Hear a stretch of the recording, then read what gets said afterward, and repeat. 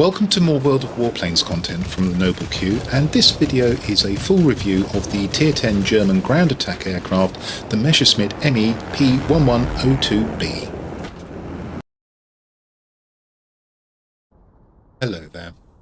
I'd like to start this video with a short tribute to my father, a venerable gentleman of nearly 94 who passed away last week. He had 37 years in the RAF, service devoted to his country, but more importantly, I and other members of my family owe him more than we could possibly say. He will be greatly missed, and those of you who have expressed your condolences, I thank you deeply. So, let us turn our attention to the Me P.1102 B, which you can see on the tarmac outside my hangar. This is entirely a paper plane. It was designed in summer 1944, never reached prototype stage, and all work on it ceased with the defeat of Germany in 1945. It was intended to be a heavy fighter and bomber. In the game, it is a ground attack aircraft. Comes with bombs and some useful forward-firing armament, but its principal characteristic, certainly in today's environment, is its speed. So what we're going to do now is look at the statistics of this aircraft, compare it to the other Tier 10 ground attacker and also the bombers at Tier 10. If you don't want to look at a spreadsheet, you'll be missing a lot of stuff, but use a link below the video to go to another part of it. Here we have the spreadsheet showing the two Tier 10 ground attackers and also the two Tier 10 bombers. If you're not sure how this spreadsheet works, there's a link below to an instructional video. Please go and watch that and you'll find out most of what you need to know. Before we talk about gun armament, in my view, the primary role of ground attack aircraft is not to hunt other aircraft. So, to a degree, talking about the potency of the forward-firing weaponry has to be seen in the light of the fact that you're supposed to be shooting at ground targets. That said, if you can take out other ground attackers or even low-flying bombers at sectors, these guns will certainly serve you well. The rating is 87, the cumulative DPS is 1400, and that is rather better than its Russian counterpart, as you can see. It comprises four 30mm cannons, DPS of 350 each, rate of fire 330, and a range of 2297 feet. Now, because this is not meant to be attacking other aircraft, the auto-aim angle is an absolutely dreadful 1 degree, which means that if you're off target by more than 1 degree, the game won't correct your aim for you and you will actually miss your target. And that's a reason not to go hunting aircraft and dogfighting with this plane. Dispersion angle is reasonable 0.6 degrees, but you're shooting at ground targets which by and large are pretty big and quite hard to miss, so it's not really that important. The overheat time is 6 seconds, so you'll need to try and manage that, and the shell velocity is 1168. We just compare that to the armament on the IL-40P. The German ground attack has more potent armament. It doesn't really matter that the accuracy, the dispersion angle of the IL-40P's guns is much better. 0.45 is quite nice with cannons, actually. 8 seconds of overheat. That is fairly useful. 2 extra seconds there. And the shell velocity of 1312 doesn't really mean much. The range is a little bit longer, but you're doing less damage with these.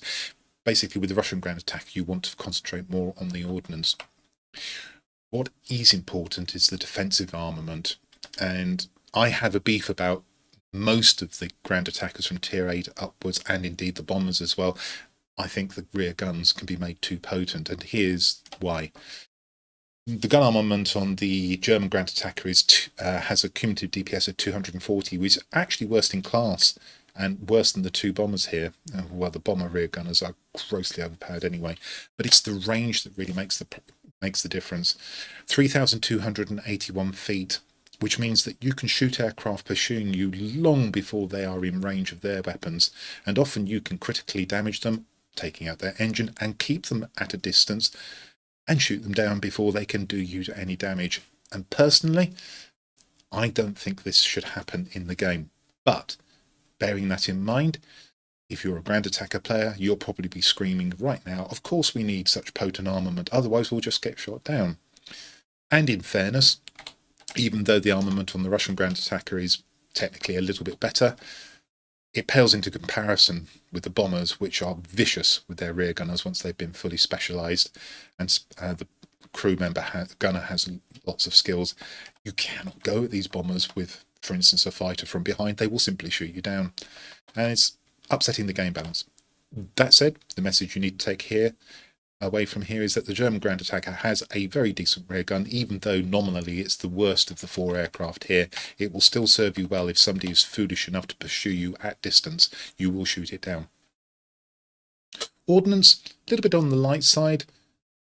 Rating is 25, worst of all of the aircraft here. What you have is 4 250 kilo bombs, that's 20,000 cumulative damage, but the resupply time is excellent, 60, and of course you will be able to get that down a lot lower, and the damage radius is 246, which is okay, but it does mean you need to be a little bit careful with the placement of your bombs.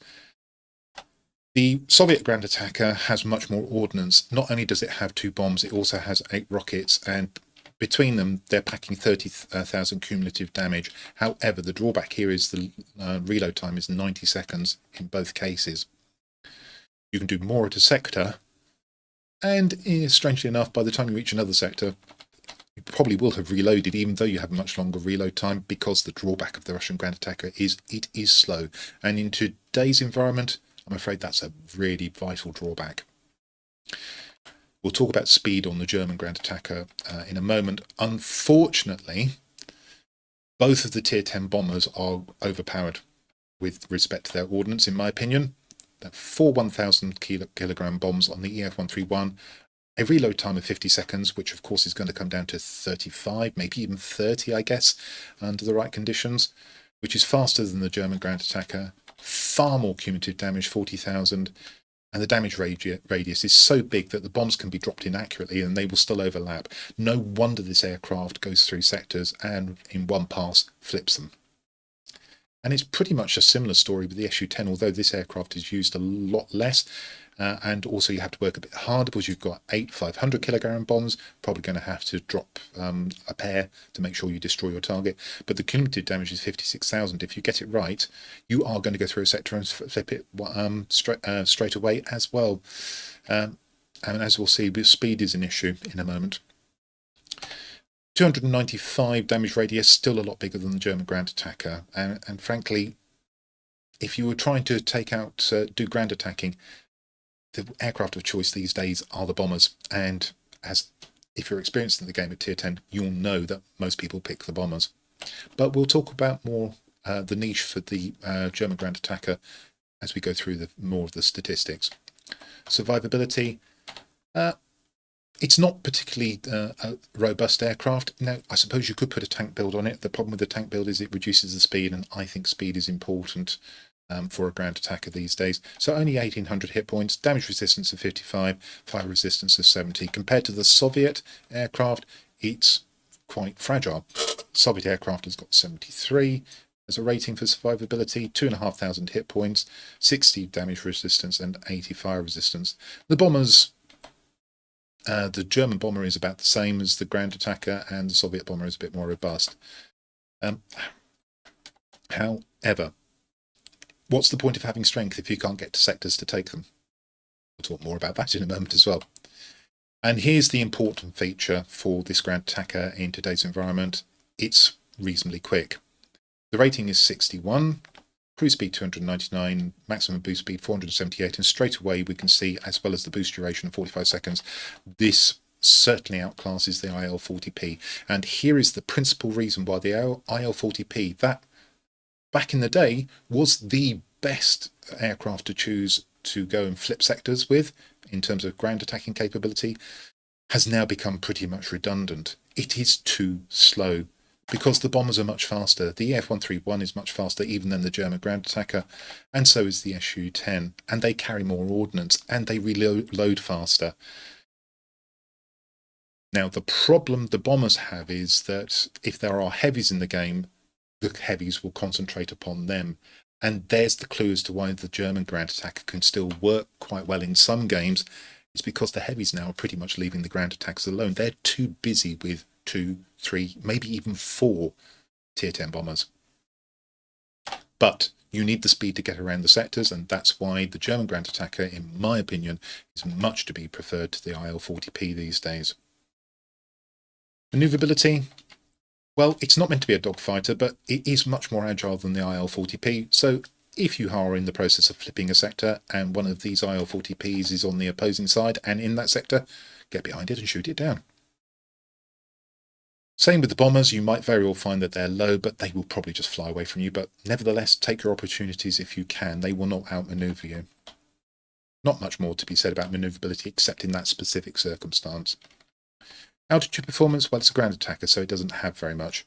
Okay, it's a little bit better than the IL-40P, but it really doesn't make a difference. However, it is good enough to get up to bomber flights.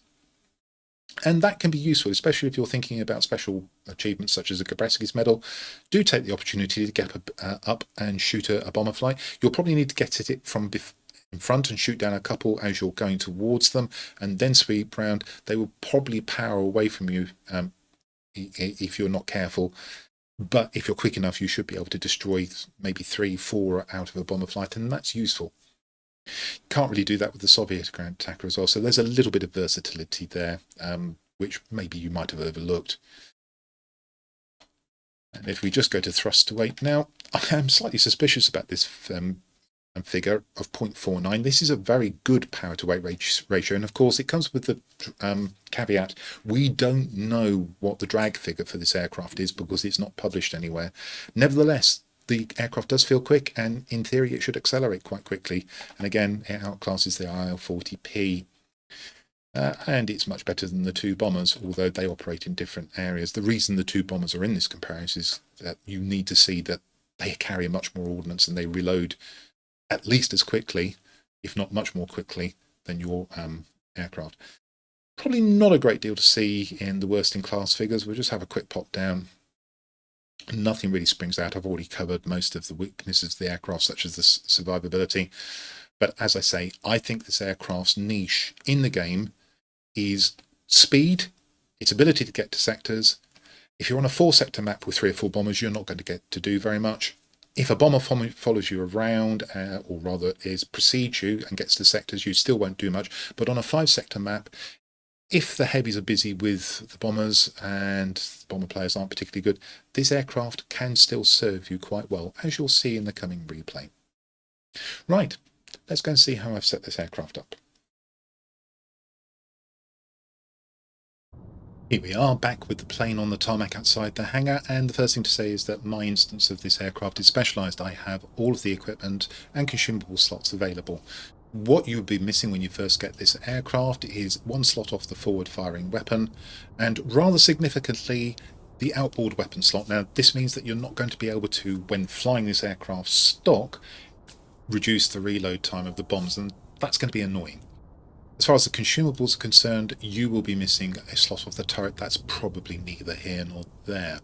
Let's just pop this back into specialist configuration, and we'll see what I've done with the aircraft. On the cockpit, you've got a number of choices, and I go for the gun sight, and the reason for that is because of the bonus characteristic. The first one there in orange, 10% chance of causing a fire. That will apply to shooting at ground targets, and that can be the difference between flipping a sector and not flipping a sector, because if you set a piece of armoured target on fire with the guns and it blows up, you may very well take that sector. And I consider this to be the main reason for selecting a gun sight. Your alternatives would be, if you want to go for a tank build, maybe you like ramming things, or you're expecting to get rammed, then you'd put on the cockpit armour. Don't think the G-suit is particularly useful here. If you want to be a bit more stealthy, then you might consider selecting the navigational radio equipment, but I think that extra 10% chance of causing a fire when firing the guns at armoured targets is so important. That's my preferred choice. Now, I like to emphasise the speed on this aircraft, so I would have gone for the polished skin, and I've selected off bonus characteristics here: cruise speed, maximum speed with boost activated, and then, because the other characteristics are much of a muchness, I've accepted a yaw manoeuvrability here. I don't think there's any point in having an acceleration while diving, of which there are 2 characteristics, and 1% manoeuvrability in turns. Had I come up with that characteristic, I would have kept that one. Alternatives here, again, the tank build would have you go for either the reinforced skin particularly if you feel that you're going to have your control surfaces damaged frequently and you're in danger of flying into the ground. Otherwise, you go for extra HP. Probably not much reason to have the lightweight wing frame unless you're absolutely determined to dogfight in this aircraft, in which case I'd question why you're actually flying it. Right, let's move on to the forward-firing weapon. And the first thing I've done is put on long gun barrels, and that increases the firing range. You might remember the firing range is 2,297 feet. I think that's a little bit on the short side. I prefer to hit things sooner, so the long gun barrels gives me extra range. And the bonus characteristics here, the critical one there is the 5% extra damage inflicted by forward-firing offensive armament. Then I've gone for more burst length, and then I've also increased the firing range again with the extra bonus characteristic of 3% at the bottom there, and I think that's better than the other three characteristics. Accuracy is neither here nor there in my opinion, and inflicting critical damage is not worth it. Okay, and then for my second piece of equipment, reinforced bolt carriers. Now, when you're flying this stock, this is the one that I would put on first, and this increases the burst length. So let's see what I've got with it. I've gone for bonus characteristics of 10% cooldown rate, 5% burst length, more burst length, and a 3% rate of fibers. That increases the damage output as well. The other bonus characteristics, there's another 5% cooldown rate. I don't think that's important enough to displace any of the characteristics I have selected.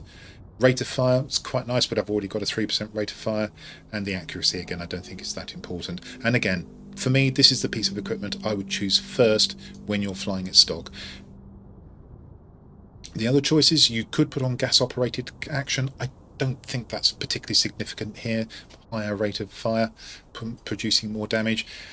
Those targets that are in front of you aren't going anywhere. They aren't going to be awkward to hit. Therefore, you don't necessarily need to get those shots in more quickly. Outboard weapon, I think there's only one choice personally. You want strengthened hardpoints because you want faster reload speed. And I've gone for bonus characteristics. Two of them are ruled out immediately on this aircraft, rocket reload speed and rocket accuracy. There are no rockets, so you wouldn't pick those characteristics. And then I've picked off cruise speed. However, with the bombing accuracy and bomb reload speed, I could have also had the maximum speed with boost activated. Had that characteristic come up, I probably would have kept it. As far as consumables are concerned, now interestingly, this aircraft was designed to be only piloted by one crew member. However, there are two in the game, and therefore almost always I will carry a first aid dressing package, and indeed the survivability of the aircraft is fairly high, as we've seen from the statistics, so we're very comfortable with doing that, and we don't have to take any measures to prevent either fire damage or try and be able to put fire damage out via pilot skills, and we don't need that fire extinguisher either. And fairly usually I've picked off the engine cooling here. If you've got any boost at all, this will add 10 seconds to it. Tend not to find that I'm using it, but sometimes if I really want to beetle across a map to a far off sector, then that extra 10 seconds might be useful. Now for the next consumables, I've got all gold ammunition and munitions. Don't worry about this, I think the standards are plenty good enough, so if you don't want to expend gold, I think the universal ammunition will be fine. If you must fire gold, then probably you should pick the high explosive armor piercing ammunition. I've got one main reason for firing gold at the moment. I've got an absurd amount of gold in this game. I want to reduce it, and this is one way, albeit slowly, of getting rid of that gold. Same with the turret gun, the special ammunition, which increases your criticals. If you've got the gold, it might be nice to do, especially if you've got lots of pursuing aircraft. Doing criticals to them will dissuade them. Otherwise, I think normally you'll be fine with the universal ammunition. I can't really tell the difference when I use gold and when I use the universal equivalents. I do think if you've got the money, the gold, it's worth putting on the heavy warheads for a bit more damage. Let me just illustrate what happens with the damage. Bombs and rockets. Now I've got a bonus coming from the pilot skill demolition expert here. So instead of the 20,000 I showed you in the spreadsheet, I've got 22,000, but that's without a consumable. If we put on the improved fragmentation, which doesn't cost you gold, just credits, that goes up to 24,200. That's plenty fine, probably enough. But if you are going to put on the gold, then it will go up to 26,400. So just guarantees a little bit more damage, and possibly might just be the tipping point between destroying, for instance, a power plant at a mining plant sector and not doing so. Right, I think it's time to talk about crew skills. Here's the information for the pilot of this aircraft. This isn't a premium aircraft, therefore you are going to dedicate a crew to this. And I think, particularly if you're flying stock, the first skill to pick off is going to be the demolition expert. Try and get those bombs doing 22,000 cumulative hit points worth of damage rather than the 20,000. And then, if you've got a polished skin on, I would thoroughly recommend that you go for the aerodynamics expert as your second skill. And continuing the theme of speed, the next one I would go for is Engine Guru 1. And thereafter it gets interesting. My interest is actually getting up to Engine Guru 2, but if you count the points that I've got on this pilot, you'll see that I've got 4 here. So why don't I actually take away these skills, put on Engine Guru 2, and then use the extra point that I've got left over for one of these skills? Well, I could use Eagle-Eyed, I could use Firefighter, but I actually think whilst I'm building up to Engine Guru 2, there's more value to be had, A, from cruise flight that will get me about from sector to sector a little bit more quickly, and also battle tested, which gives me a little bit of resilience. The pilot gets injured less frequently, and the controllability of the aircraft is better if I lose a control service, which is important because if you lose that tail, you can smash into the ground with a ground attacker. And then when I get another skill point, I will actually go for Engine Guru 2. I will probably take off Battle Tested, and then I will probably work my way back up to it, and when I get another skill point on top of those two, I will probably put on Resilience. But that's a long way in the future. Look at the gunner. I tend to be fairly standard about the way I set up my gunners. I will generally go for defensive fire first. Why not reduce the amount of damage you take from a pursuing aircraft or any aircraft by 30%? That will give you more time to shoot it down or deter it with your rear gun. Precision gunner will concentrate on vulnerable sections of an enemy aircraft, and particularly in the game mode at the moment where the criticals seem to be coming thick and fast, precision gunner means that you will probably knock out the engine and the pilot of a pursuing aircraft if it's foolish enough to pursue you quite quickly, and then it's at your mercy unless it can break off and disengage. For the moment, I've decided to go with quick reflexes here, but when I've got enough points, and I've got 4, so I only need 1 more, I will probably take them all off and put them on armourer, which I think is a useless skill. As far as I know, the turrets don't have a burst length, so therefore increasing what is an infinite burst length by 50% doesn't seem to do very much to me. Maybe I'm missing something, but I do like the ballistics expert skill, and that increases the range of fire, and of course the more range you have, the quicker you're going to be able to engage people pursuing you, and the quicker you'll either shoot them down or deter them, probably before they get within range of their own weapons. Bit naughty that, but there you go. Whilst I'm working up to that, I've picked off the endurance skill. Nice to have, protects your gunner a little bit. It's fairly annoying if you have your gunner shot out, you heal him and he gets shot out immediately, and that's happening a lot in the game at the moment. So I will be looking to put this skill back on as quickly as possible after taking it off in favour of these. And then I'll work up to this one. And I've been asked about weakest link, and to be honest, I've never chosen weakest link on any of my aircraft. Concentrates fire on an enemy aircraft with the fewest hit points. The number of times that's going to be significant, I think, is so few that I don't choose this skill. It's up to you, but I think at 4 hit points, 4 skill points, I think that's an awfully big investment for what I view as being a marginally useful skill. Right, let's go and see what the effect of my build and my crew skills are on the statistics of the aircraft. Here's the spreadsheet showing the effects of my choice of equipment, levels of equipment, that is it ultimate level? All of mine is ultimate level. Calibration, not all of my equipment is fully calibrated. Bonus characteristics, and crew skills. Now, your figures, even if you have a similar build to mine, may vary because you have slightly different crew skills, different calibration levels, different bonus characteristics, and so on. If you choose different pieces of equipment, then obviously the effects will be markedly different. However, for the build that I've got, we can see the base figures of the aircraft in columns C and D, the improved figures, or sometimes in some cases worsened figures, in columns E and F, the difference expressed absolutely in column G, and then as a percentage in column H. And just as a reminder, we've mounted a gun sight, polished skin, long gun barrels, reinforced bolt carriers, and a strengthened hardpoint piece of equipment. On the armament, forward-firing armament, we've got an improvement from 87 to 93, that's 6.9%. Cumulative DPS has gone up to 1,514, an 8.1% increase. We can see down here the DPS, the rate of fire, the range in particular have all been improved. Let's talk about the range. The UI actually shows 2,595 after improvements. Well, it's only 7 feet difference. It's not a great deal. My calculation is that it's saying 13.3%, therefore it's 2,603 very nearly. Slight improvements on auto aim angle, dispersion angle. These are nugatory. They really don't mean anything.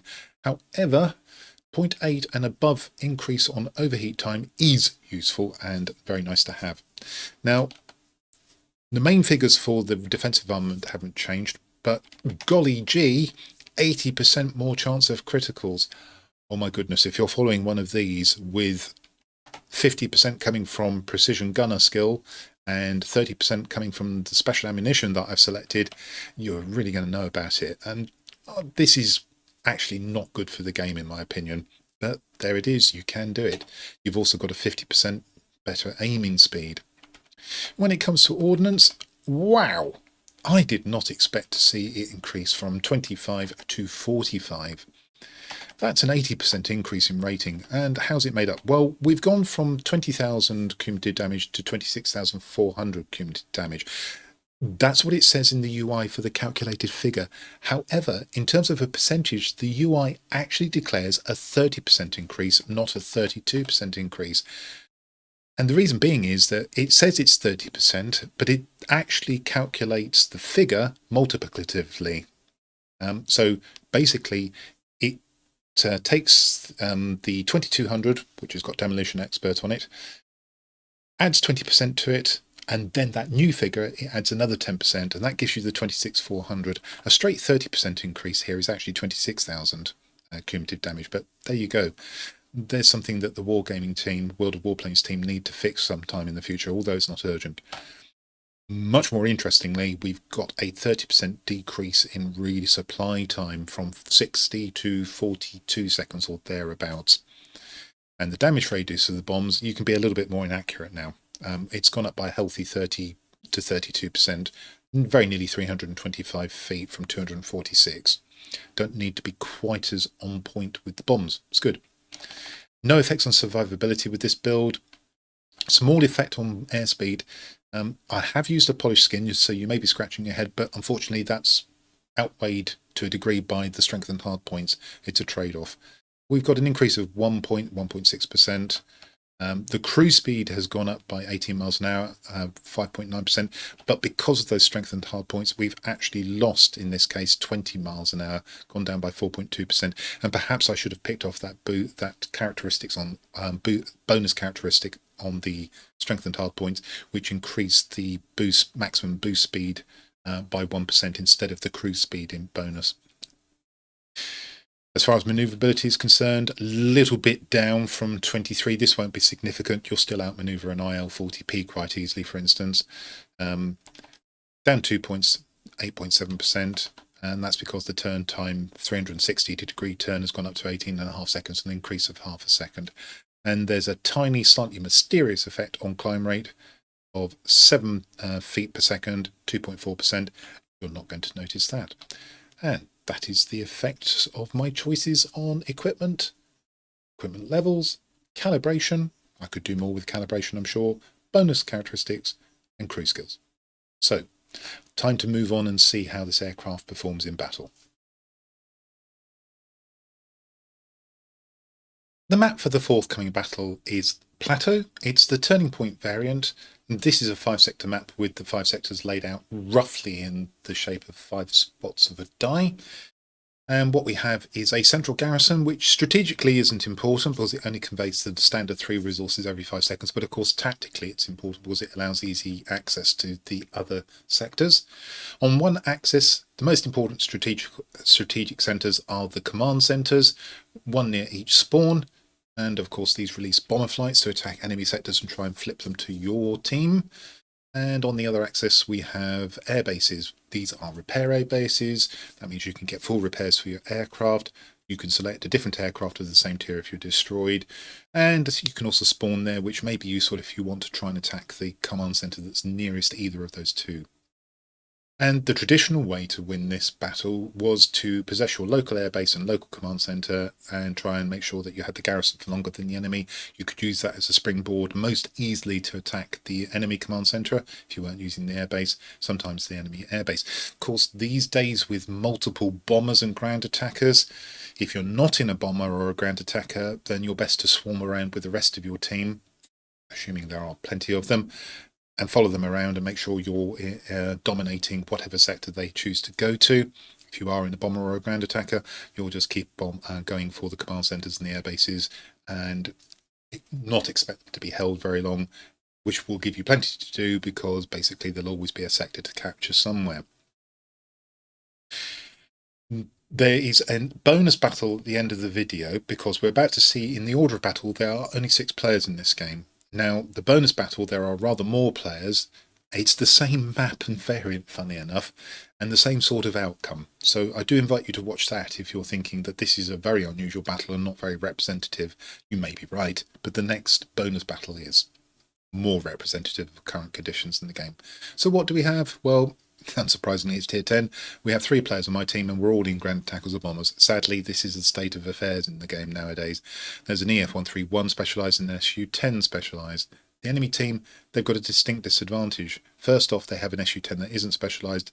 They do have an EF-131 that is specialised, but then they have a tier 9 Seahawk. So we have a terrific advantage here. Let's see how the battle panned out.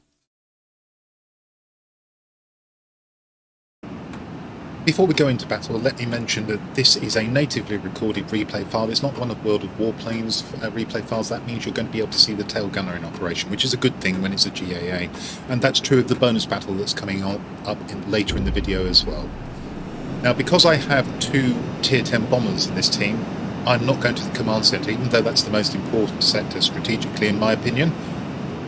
They will go there, or at least one of them probably will, unless they're both poor players, and I'm off to the airfield.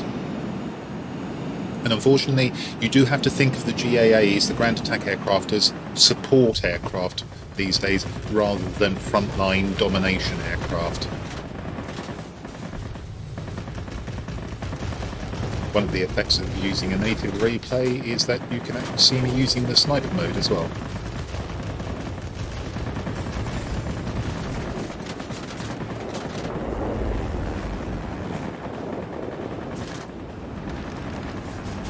One of the advantages of attacking in the airfield, of course, is that once I've captured it, assuming I do, we're going to be able to get repairs.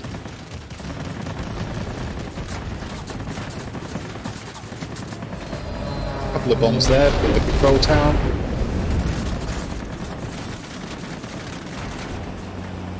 And that's the target set to captured. So we'll turn around, we'll get repairs, instantly initiate a reload of the bombs. Remember, I've got a 42 to 43 second reload because of the equipment I've mounted and the level up to which I've taken it. Now we'll go for the enemy command centre. Just looking around to see what that bomb burst was.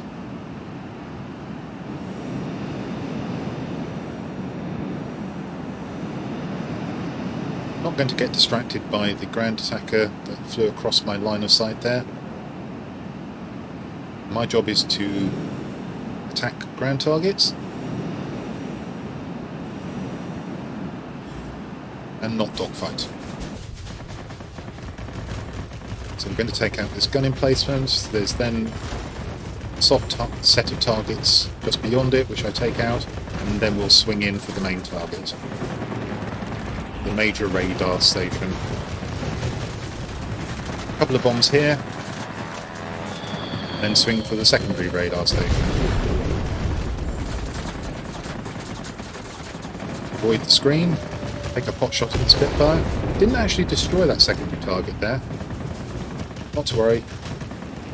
We'll probably be able to finish off the guns if we have to. Drop a bomb here, finish off this gun emplacement. And now we can probably just finish off a couple of soft targets in order to capture this sector as well. There's plenty of soft targets here. Here's one. Now this isn't one at the back, but I might be able to set these bunkers on fire because I've got the gun sight with this bonus characteristics, 10% chance of causing a fire, and that's exactly what happened in my opinion. So a strong start by the team, not too surprising considering we've got 2 bombers and a ground attacker. Then I see the EF-131, don't want him flying around if I can actually shoot him down. I'm going to use this rock here as a bit of cover because he'll get his rear gunner on me in a moment. And here the shooting has just started, and then he gets shot down anyway. I said headed back in, not because of the EF-131, but because I calculated they were going to take this sector. And here comes the enemy Seahawk, and this is not a good place for that Seahawk to be. There's the first critical, there's the second, engine and pilot. Almost guaranteed to be exactly the criticals that hurt him the most, and not wings or anything else. Fires. You'll notice he also did quite a lot of critical damage to me. The control tower has just been blown up, so I select this target, the gun emplacement, and then I go down to an air defence aircraft. We spawn back in at the original spawn point. I want to see if I can capture this airfield that I'd nearly captured previously before. And interestingly, I hadn't noticed this, but we'd only just captured our local command centre, so I don't know what the bombers were up to.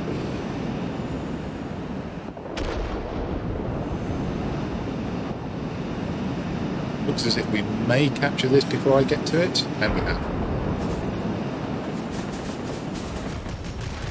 Try and take some damage, but missed. However, it does seem to me that they're very likely to capture this command centre over here, so I'm going to head there on that assumption and see if I can take it back from them if they do.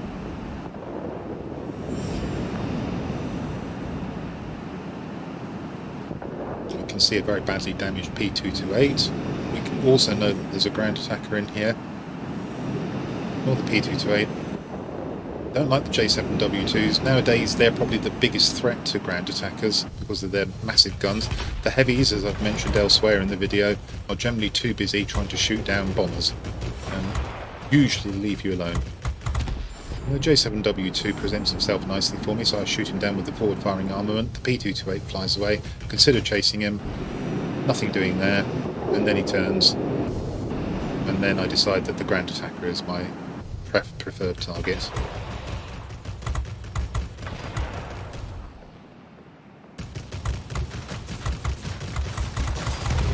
And he goes. Now I can come back and use my bombs. We're going to go in, take out the soft targets, take out this gun emplacement. We did this before. Then we'll take out the soft target to the left, 6 sections of target, and I miss one. I'm not greedy, I don't try and get it. I just leave it be, and I go in for the main radar assembly. 2 bombs here, exactly as before, hard right, and that's enough to split the sector. I dropped the bomb because I want to get a reload going anyway. Vain hope that I might get some more damage there. And we've gone 4 sectors to 1 up. Reload in 42 seconds. I should just about have bombs by the time I get to the centre.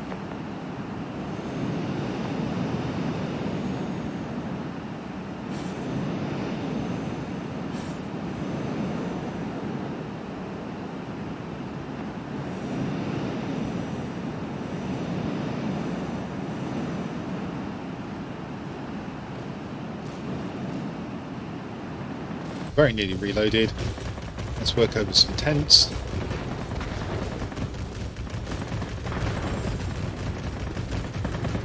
Legend goes through.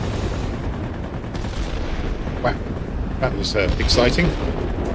Drop a bomb on the warehouse complex and see that I have an aerial target that I can shoot down. That flips the sector. Hero of the Sky goes through. Thunder goes through. Of course, I've lost the aircraft once, otherwise it would have been an Efimov. Instantly lose the gunner to the bot LA-15. He breaks off, so I realise I must be flying into something. I don't bother going back because I can attack the airfield.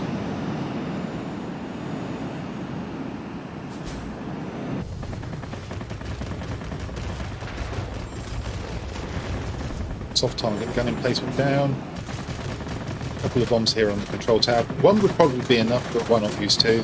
Everything else can be destroyed with the guns, more or less, bar one sector here.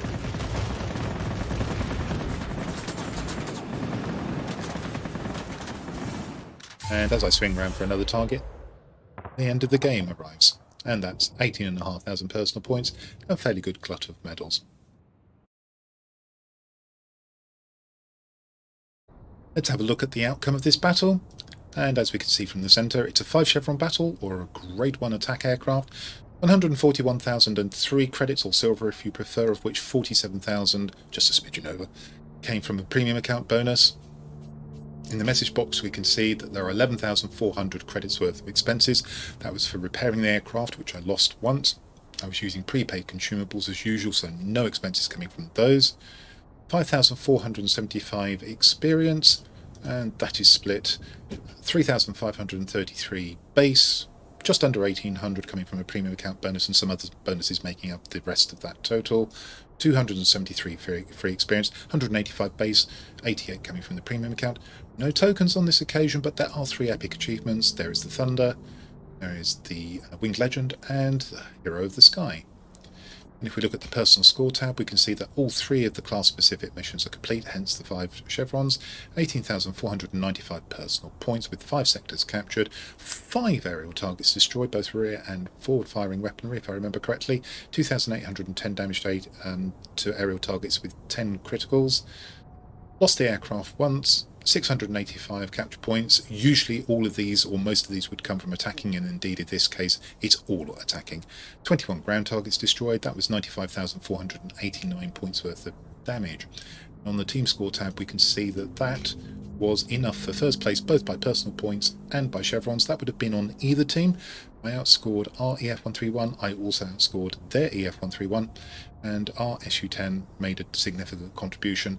The enemy were hampered by having a Tier 9 Seahawk, and I think he did fairly decently. Not sure what was up with the Su-10, perhaps he crashed out of the game. Now you may be thinking that this isn't a particularly representative battle. You would be right. However, there is a bonus battle at the end of the stream, not narrated. Similar outcome, but with far more players, and you may consider that to be more representative. Do go and watch it. That brings me to the end of my look at the Me P.1102 B, and the days when this was a dominant force in battles have long gone. It's now strictly, in my opinion, a support aircraft in these days of relentless bomber spam. However, there are battles, as you've just seen, in which it can perform extremely effectively. And there's another battle coming up in a moment where you can see much more of the same. Well, I hope you found that useful, and that if you did, you'll come see my future content. I'm going to leave you here, but do enjoy the bonus battle, and I'll see you the next time. This is the Noble Q, signing out.